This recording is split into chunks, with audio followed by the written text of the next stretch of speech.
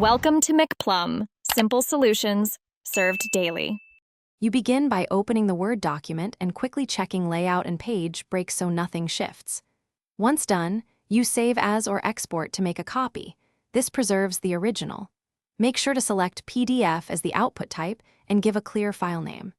This first step prevents accidental edits and frames the rest of the process. If you see track changes, accept or remove them now so the PDF reflects the final version. Next, fine-tune export settings to control quality and accessibility. Choose the page range, all current, or a custom span like 1-3 so you don't export unnecessary pages. Then decide to embed fonts and compress images. Embedding preserves appearance, while compression reduces file size.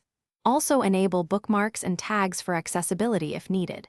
Make sure paper size and orientation match intended printing. These choices affect file size, fidelity, and downstream usability, so pick them deliberately. Finally, click Export or Save to create the PDF and note where it lands. Once saved, open the PDF and verify layout, images, links, and that fonts look correct. If something is off, make a targeted fix in Word, adjust images, flatten objects, or accept track changes, and export again. If fonts are missing, re-export with font embedding enabled or use a reliable print-to-PDF driver as an alternative. This verification loop ensures the PDF matches your intended result before sharing. Thanks for watching. Stay juicy and subscribe.